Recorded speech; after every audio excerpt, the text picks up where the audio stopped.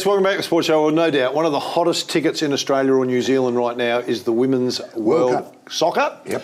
Just a little statistic that I was given just before the show started by our next guest. 11.5 million people have viewed the World Cup soccer for women at the moment, which is the second biggest, the biggest viewing audience since Beijing, so the Olympic Games. So it shows you how powerful it is.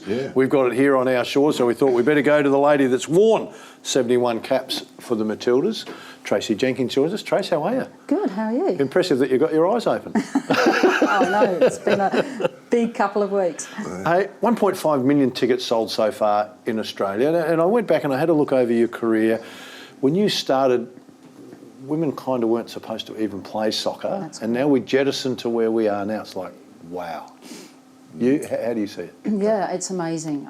We talk about the State Centre that we've got here in South Australia, and when I take my team and I walk through those facilities, and we've got the games being videoed, and we've got referees, physios, when we used to get changed in our cars. You know, and now you look at this and you look at how far we have come. And that's we talk about respect, and I think that's about people who have called stuff out and said, hey, you know what, it's not good enough that these players are changing in their cars. We don't know who those voices are, but certainly when you do call out stuff, you can make change, and where we are today certainly shows that. I'll tell you how far we've come. We've been given the games. That's how far Australia has come in the world of sport, especially in particular football or soccer. With the women, because you don't get the games that easily. So they must think a lot of Australia now as a force to get the games. Yeah, absolutely, and it's administration, isn't it? It's about planning. It's about people.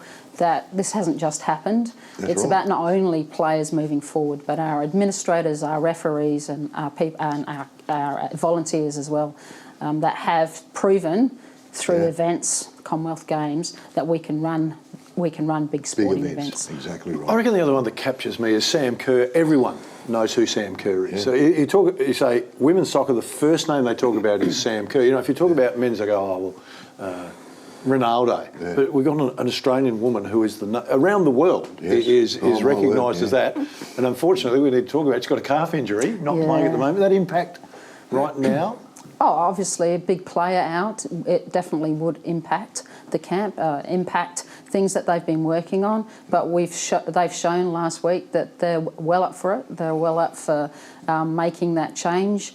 You know, I mean, hard for her. She's dealing with all that emotion at the moment, and I think how she's dealing with that shows what not only a great soccer player she is, or football player she is, but what a great individual she is. So disappointing that. That is really disappointing. She's the only girl, or not the only girl, I wouldn't think, but the Matildas over the last few years have gathered my attention. So, you know, I mean, and not only me now, because, you know, I'm sure that there'd be millions out there that are the same, but you don't only follow the Matildas, you follow where they're going. You follow the players where they, like Sam Kerr with Chelsea. Look what she's achieved there. It's just been amazing what she's achieved there. And it makes you proud to be Australian when you see someone do that. But she's not the only one. We've got some world-class players playing all around the world at the minute. Yeah, we absolutely do. We have. The game against Ireland, I know it was a couple of days ago now, pretty physical game. It was a physical game. Ireland basically came in with the mindset that they were going to put pressure on our players, and they did that, and they did that effectively throughout the game. But fortunately, we worked through that. We were very composed, and we took our time, played the ball around, and at the end of the day, we got the result. Could Ireland have done it any differently with the talent they had versus the talent we had? Look, I think it was a really good game plan. I mean, in the last 5 or 10 minutes, I think we were all on the edge of our seat. I mean, we were under pressure. So we know that a goal could have gone in. And you know that's coming. That's the thing. It's going to. There will be other teams that watch that game and we're thinking, okay, maybe we need to hustle and bustle the Aussies a little bit here. But like we were talking about before, I don't believe that the physicality really worries the Australians. I think the Australians have been brought up with this physicality anyway, and they've got a reputation of being a reasonably physical side. So I don't know whether it affects us that much. No, look, at the end of the day, they're prepared. They've watched these teams. They had a game plan. They knew that they'd be physical. They know that moving forward against Nigeria, it's going to be the same thing. It's going to be a physical game. Yeah. So the players are prepared for it. Yeah. But again, it's about being patient, and they showed that, didn't they? They didn't rush through. And what I really liked as well was that when they were in that physical contact, they just got up. Yes. There was no drama around that space. Thank you, just Tracey. got up. Yes. So for me, again, character. It's not you're not intimidating me. I'm going to get out there and I'm going to do my job. I couldn't agree with that more. That's a great point. They did get straight up. There's no diving and carrying on like that goes on around in that game. Well, it's not the only game it goes on in, but full credit to them.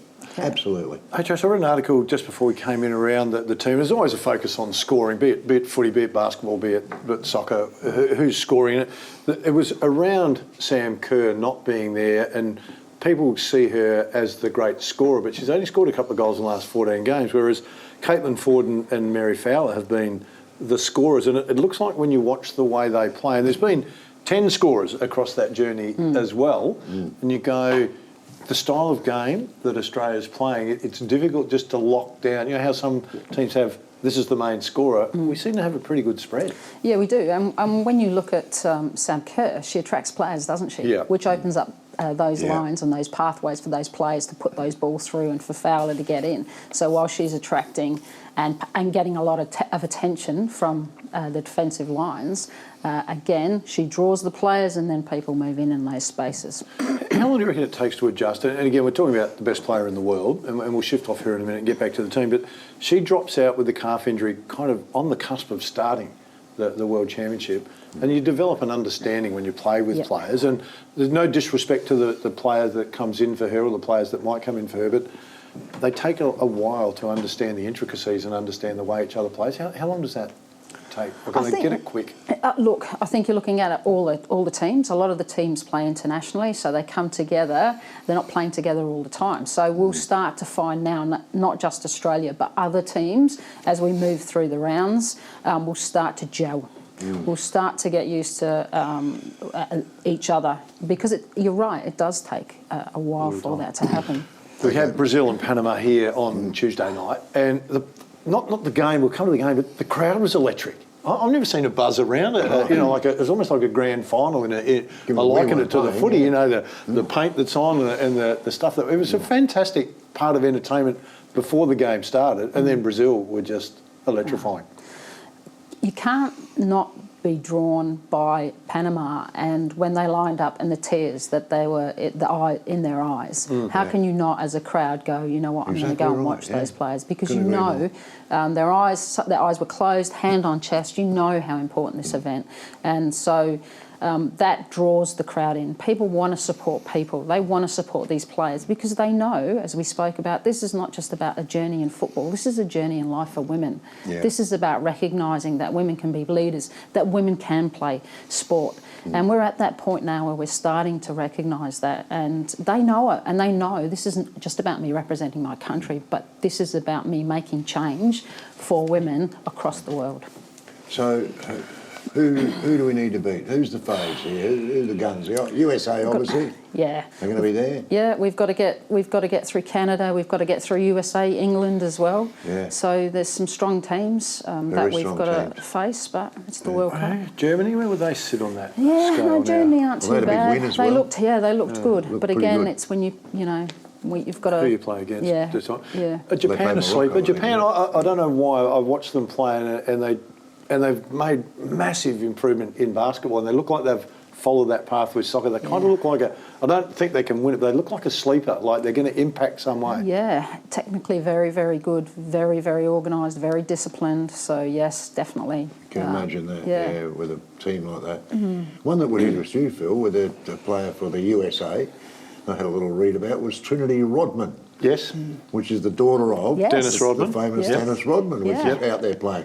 Yeah. I wonder how Dad feels about that without the piercings. Well, yeah, I think she seems a bit more focused on the game than all the other stuff that falls onto the side of that. So, but it's amazing, isn't it? That, you would have thought Dennis Rodman's daughter might be flamboyant. Yeah, flying the hoops. Well, I think it shows where the game is on the world stage right now. Can you just touch on it briefly? And you're talking about how it has been for women. It almost looks like soccer is bringing all the female sports out into the open. Yep. Does it have that feel for you? Yeah, I mean, it's like women's football. I mean, you know, it's fantastic. Any sport, whatever sport you want to, when you see that, it's great. Girls go, you know what, I can play sport. So whatever you're attracted to, whatever sport you want to play, whatever your family plays, we should be supporting everyone. All right, you talk about that. I'm looking at your shirt here. You've got Believe and Achieve. I know you're taking a team away to Singapore in November. Tell us a little bit about that. Yeah, so we're taking a team away in September. Amazing group of girls. Believe and Achieve, they work on building players, not just in soccer, in any sport, and they work on the cognitive side of things. As we know now that it's really difficult for players. We've got things in relation to social media that affect them and just the stresses of playing at a high level. So Believe and Achieve really link into that, really link into the mindset of players and offer services that maybe that 1%er, that one player needs to get them over the line. Excellent. Okay. Can we believe and achieve with the Matildas? Can we? Yes, we can. We're going to be into it next week. Fairway in, so you'll be under the grill next week on who's going to be the big stepping stone. Tracey Jenkins, superstar for the Matildas and our special guest. Stay with us still. A bit more to come on the show.